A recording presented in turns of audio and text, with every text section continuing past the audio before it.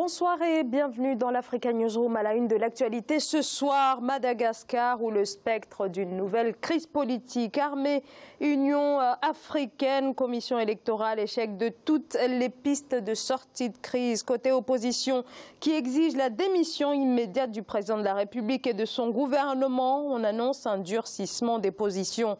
Dans les prochains jours, on en parle dans la première partie de cette émission. 3 Boeing et 6 Airbus attendus, l'offensive d'Ethiopian Airlines. La compagnie aérienne éthiopienne met le cap sur un élargissement de sa flotte.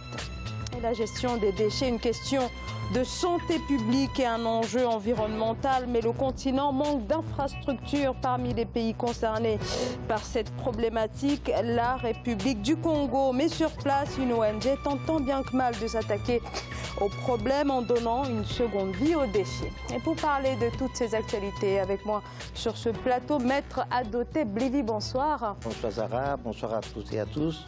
Vous êtes avocat au barreau de Paris. À mes côtés également, Ali Sidibé, bonsoir. Bonsoir, bonsoir à tous les téléspectateurs. Vous êtes juriste et doctorant en droit privé à l'université Paris 1 Panthéon-Sorbonne, également chercheur à l'IRJS, l'Institut de recherche juridique de la Sorbonne. Autour de cette table également, Monsieur Joël Compaoré, bonsoir. Bonsoir. Vous êtes secrétaire général de la section française du parti burkinabé Congrès pour la démocratie et le progrès. C'est bien ça? C'est bien cela. Merci à tous les trois d'avoir accepté notre invitation. Place à l'actualité politique.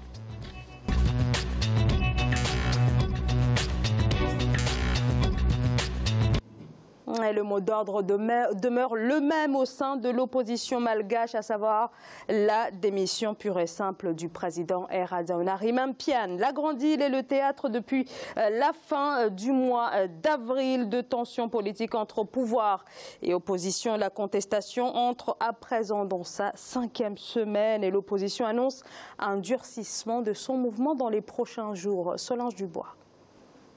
Les lois électorales sont désormais en vigueur à Madagascar.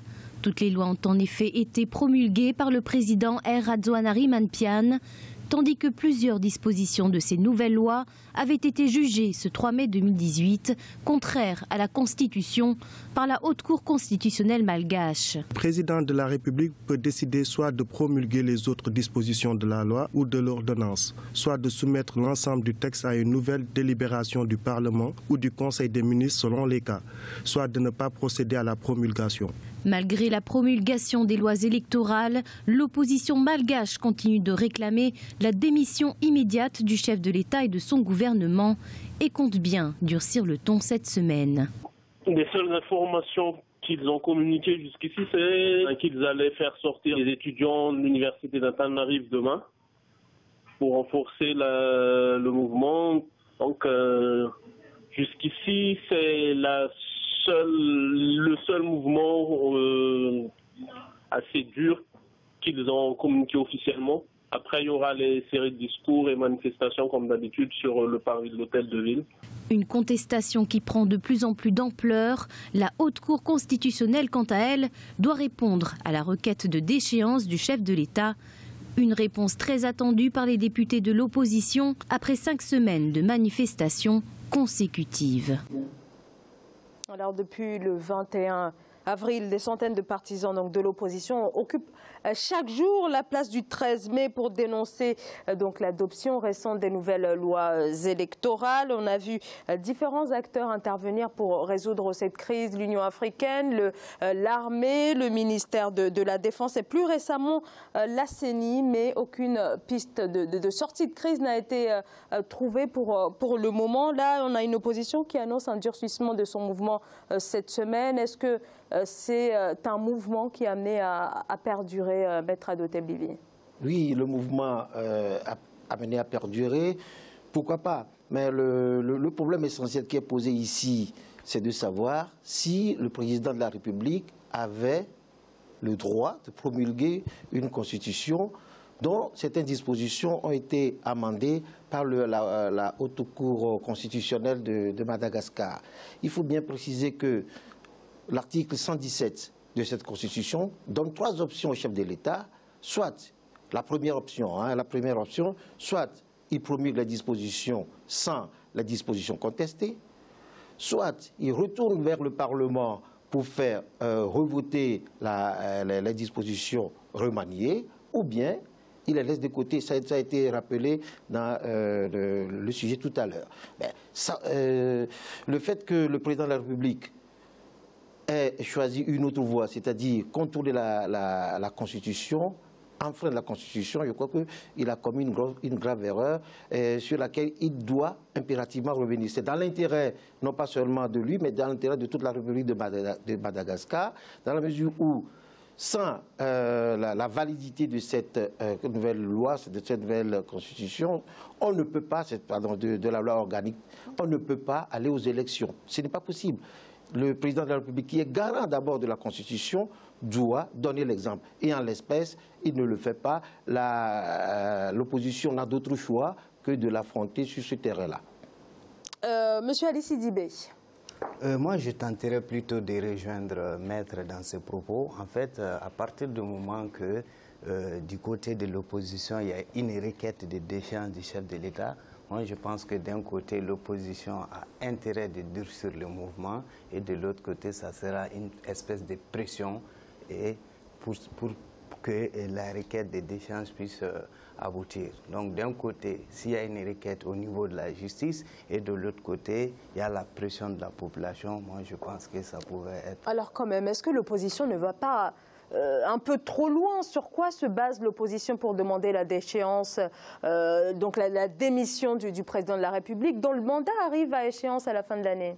Vous savez, on est sur un terrain typiquement politique. Donc moi, je pense que le jeu de l'opposition, ça sera d'un côté de jouer, en fait, le droit avec sa requête et de l'autre côté de jouer les terrains typiquement politiques, c'est-à-dire le mouvement, la manifestation est destinée à conduire les chefs de l'État vers une sortie de porte plus ou moins, on va dire, honnête. Joël Compaoré. Bon, moi, je dirais que ça fait depuis 2009 qu'on a une crise politique à Madagascar. L'élection de 2013, tout le monde avait pensé qu'on avait laissé toutes ces crises derrière nous.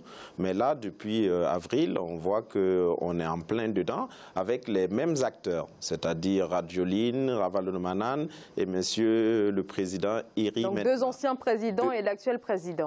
L'actuel président. Je dirais que dans toutes ces crises, c'est la population qui est la plus grande perdante. Parce que il y a de cela quelques mois, on entendait parler du retour de la peste à Madagascar. On a un climat économique qui n'est pas du tout propice aux affaires. Et maintenant, en plus de cela, on a une crise politique. Donc, je dirais que l'opposition, comme le pouvoir, gagnerait à s'asseoir autour d'une table pour échanger, pour pouvoir trouver le plus petit dénominateur commun qu'ils ont entre eux. Je pense que ça sera la voie de la raison. En Afrique, on remarque à l'approche de chaque élection, on se lance encore dans des modifications constitutionnelles pour pouvoir asseoir son pouvoir. Moi, je me pose la question de l'opportunité d'une telle modification à quelques mois des élections. C'est plutôt ça. Parce que même s'ils ont la majorité à l'Assemblée, on se pose la question, la majorité qu'ils ont à l'Assemblée, peut-il leur permettre de changer la Constitution à quelques mois des élections? Est-ce que ce n'est pas induire un biais qui va être défavorable à l'opposition? Alors justement, l'opposition dénonce des lois qui favorisent complètement le régime en place, Maître Adoté. Oui, mais derrière tout ce scénario, il y a des soupçons de corruption également. Il y a des billets, l'ancienne ministre de la Justice de Madagascar l'a dénoncé, il y a eu des billets qui ont circulé. L'opposition demande la destitution du président de la République. Moi, je ne pense pas que ce soit la meilleure solution. On pourrait retourner vers la Haute Cour constitutionnelle pour présenter une requête disant que le président de la République n'a pas respecté la Constitution. Je demande à la Cour de sanctionner, tout simplement. Mais le destituer, vous l'avez bien dit, à quelques mois des échéances électorales, qu'est-ce que ça va apporter? Mais il faut quand même revenir à la loi fondamentale, qui exige que le président de la République promulgue la loi dans certaines conditions. Cette loi organique qui doit régler le problème des élections doit également être conforme à la Constitution. Il faut s'en tenir à ça. C'est là où l'opposition doit faire pression sur le pouvoir en place. Et je le disais tout à l'heure, que le pouvoir aussi a à y gagner. Qu'on modifie les règles, moi, ça me paraît un peu préjudiciable à quelques mois des élections. Pourquoi ne l'a-t-on pas fait avant? Pourquoi avoir attendu tout ce temps avant de le faire? Il y a une guerre entre les trois anciens présidents, comme vous le disiez tout à l'heure. Il y a une guerre entre eux, une guerre fratricide, qui ne dit pas son nom, mais toujours est-il que cela pénalise, M. Compaoré l'a dit tout à l'heure, cela pénalise plutôt le peuple que les trois présidents qui sont là, qui sont dans leur petit confort, qui essaient de manipuler tout le monde. Et c'est là que nous en sommes. Et ça permet à l'opposition aujourd'hui de donner de la voix, de demander la décision du président de la République, qui n'a, à mon sens, pas d'intérêt aujourd'hui. Est-ce que cette demande d'une partie de l'opposition malgache de vouloir la démission du président de la République n'est pas justement en train de diviser l'opposition? On voit qu'une partie certains partis de cette opposition ont lancé un appel à la jeunesse, notamment aux étudiants, afin de venir renforcer le mouvement. Est-ce qu'il n'y a pas un affaiblissement de ce mouvement, de cette contestation enclenchée depuis quelques semaines déjà? Logiquement, il y aurait nécessairement une division. Dans tout mouvement politique, il y a d'un côté les radicalisés, les radicaux, et de l'autre côté ceux qui cherchent à avoir une solution plus souple. Donc, à mon sens, moi je pense qu'à partir du moment où, il a bien souligné, cette pression existe du chef de l'État pour le conduire à la démission, et de l'autre côté, on a une arme parallèle.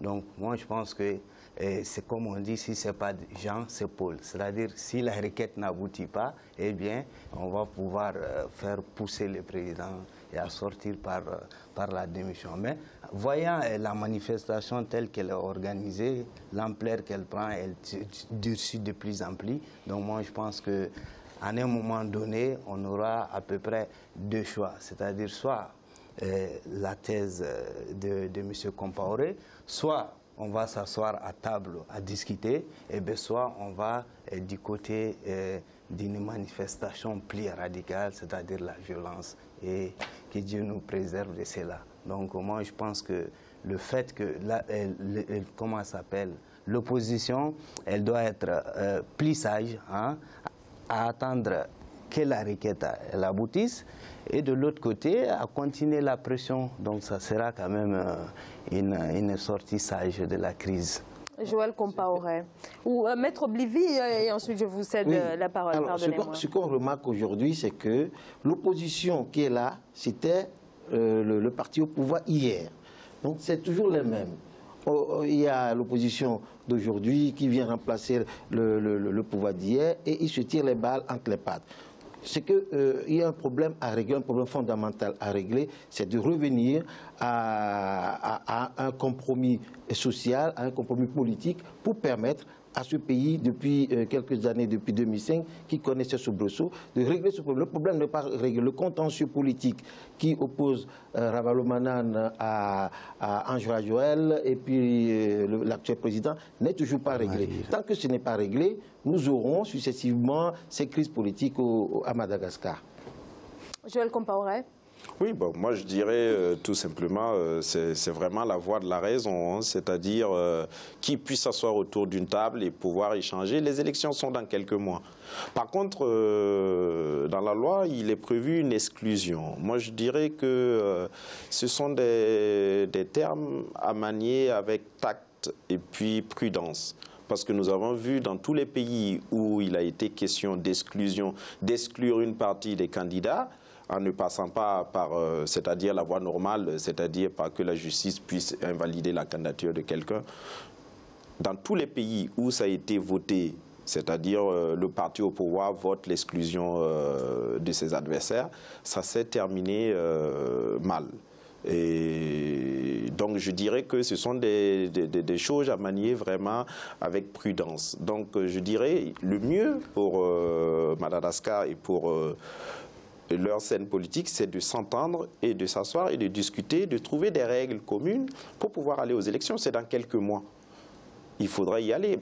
Madagascar regorge de plusieurs richesses. C'est un pays qui est au carrefour de l'océan Indien. Et je ne vois pas pourquoi ils sont toujours en difficulté. Il est temps pour eux de se ressaisir et de saisir cette opportunité qu'ils ont de vraiment pouvoir se mettre ensemble et puis construire le Madagascar de demain.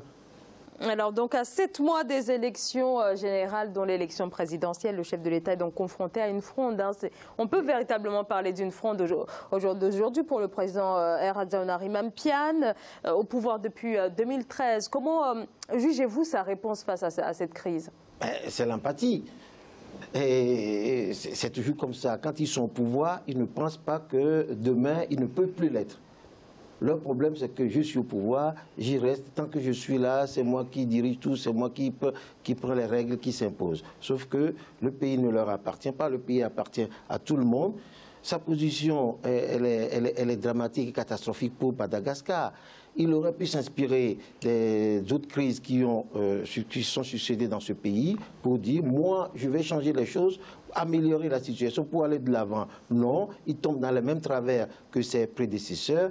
Et je me demande, comme l'opposition, nous sommes à Madagascar, on a déjà vu des déchéances des chefs d'État, c'est arrivé, mais là nous sommes à quelques mois de l'élection. Mais on ne sait jamais, hein, ça peut toujours arriver que le président, à 2 mois des élections, peut être déchu. Nous sommes à Madagascar. Ce n'est pas comme dans certains pays où bon, le président a plus de pouvoir. Certes, il a beaucoup de pouvoir, mais quand même, la démocratie fonctionne un tout petit peu. Surtout qu'on a les deux anciens ennemis qui se sont mis ensemble, Rajoelina et Ravalomanana. Oui. Donc, ce qui fait que l'opposition est beaucoup plus forte maintenant. Donc, je pense que le pouvoir a intérêt à mettre de l'eau dans son vin.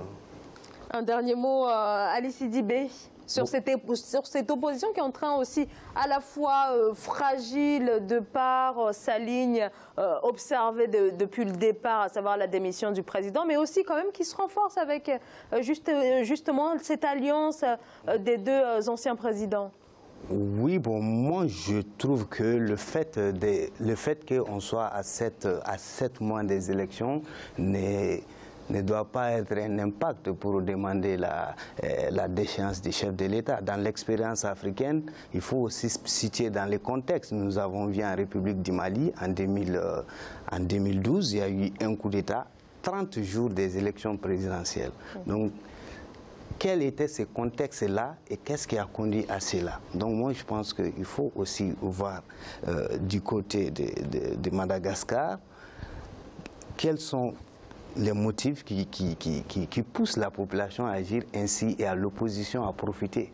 C'est exactement ça. Donc la contestation qui dépasse la question des lois électorales. La difficulté du chef de l'État peut s'expliquer par le niveau de vie de la population, la vie chère, la pauvreté, la misère et tout cela. Donc dans le mouvement, vous allez voir d'autres. Il y a toutes les colorations sociétales, crise économique, politique et tout ça. Donc l'opposition va profiter et puis pour...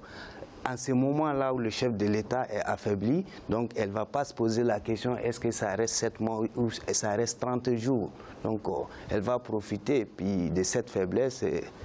Voilà, donc une crise qui se nourrit des difficultés politiques, à la fois économiques et sociétales du pays. Oui, moi je dirais tout simplement que le président de la République, c'est lui qui donne du grain à moudre à l'opposition. Et l'opposition aussi doit prendre ses responsabilités. Est-ce qu'une crise de telle ampleur entraînant la déchéance du chef de l'État est salvatrice pour Madagascar? C'est une question qu'il faut se poser. C'est une question légitime. Exact. Ce n'est pas parce qu'on est à 7 mois qu'on peut déchoir le chef de l'État qu'on le fait. Mais quel est l'intérêt pour Madagascar et non pour les anciens du pouvoir qui sont aujourd'hui dans l'opposition, mélangés avec d'autres personnes qui sont dans l'opposition? Ils ne s'entendent pas très bien non plus dans l'opposition. Hein. Il y a ceux qui ont gouverné et ceux qui n'ont jamais été au pouvoir. Donc il y a tout un micmac là-bas. Chacun a son intérêt. Voilà, tout le monde essaie de sauver son intérêt. Moi, tout ce que je demande, c'est que Madagascar soit celui qui doit profiter de la crise et non les anciens présidents et opposition. Merci beaucoup à tous les trois. On va marquer une courte pause. Restez avec nous. On revient